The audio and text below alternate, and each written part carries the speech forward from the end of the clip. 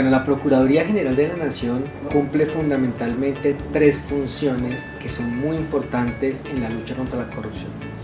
En primer lugar, la Procuraduría General de la Nación es la titular del poder disciplinario preferente y en esa medida la Procuraduría General de la Nación investiga y sanciona disciplinariamente a los servidores públicos y a aquellos particulares que ejercen funciones públicas por las faltas a la ley disciplinaria. En segundo lugar, la Procuraduría General de la Nación tiene una función preventiva, en ejercicio de la cual tiene la competencia de adelantar actuaciones para velar por las garantías de los derechos fundamentales de los ciudadanos e impedir que se materialicen actos de corrupción a través de sus facultades y competencias en materia de anticipación del daño.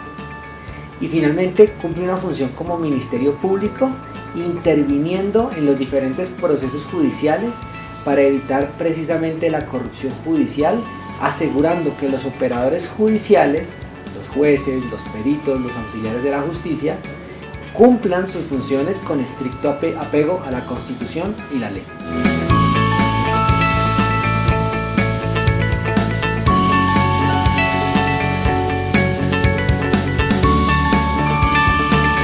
La lucha contra la corrupción no es responsabilidad exclusiva de la Procuraduría General de la Nación, ni siquiera es una responsabilidad exclusiva de los órganos de control y demás entidades del Estado encargadas de ejecutar la política anticorrupción.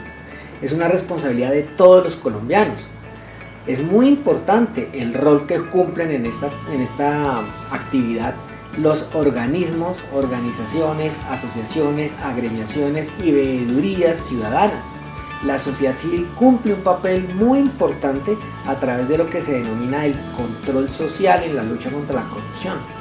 Pero para que estos organismos, asociaciones, organizaciones, gremios, etc., puedan ejercer el control social, tienen que tener acceso a la información que se requiere para ese propósito. Si ellas no tienen acceso a la información pública, no pueden vigilar la contratación pública, no pueden vigilar el ejercicio y la ejecución de los recursos públicos, no pueden participar en la planeación y en la construcción de los presupuestos de las entidades públicas. Y en esa medida, su capacidad para prevenir la corrupción queda completamente anulada.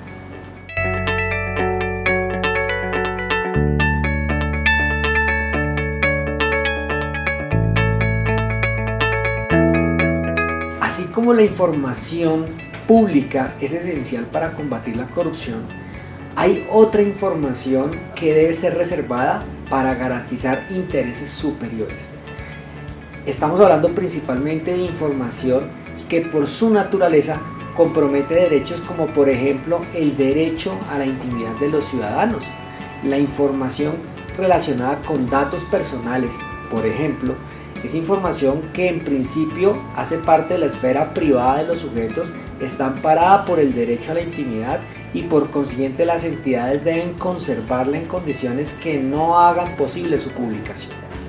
Pero además hay otra información como lo es por ejemplo la información relacionada con las actividades de inteligencia del Estado o aquella información que tiene que ver con la seguridad nacional.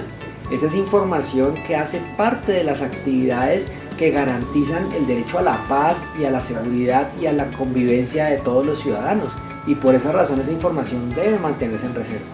Adicionalmente hay otra información que la propia ley ha considerado que es importante que se mantenga reservada por diferentes propósitos. Ejemplo, la información relacionada con las investigaciones penales o con las investigaciones disciplinarias que se adelantan. Esa información debe ser reservada para asegurar el éxito de estas investigaciones.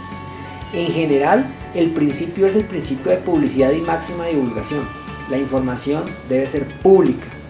Excepcionalmente, cuando una norma, por razones de interés general, por razones de primacía de los derechos fundamentales, dispone que sea reservada, esa información debe ser reservada solo de manera excepcional.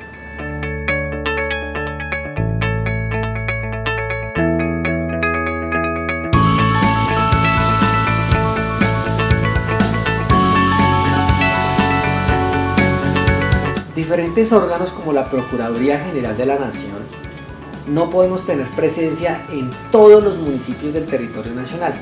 Sin embargo, sí tenemos presencia en muchos de ellos.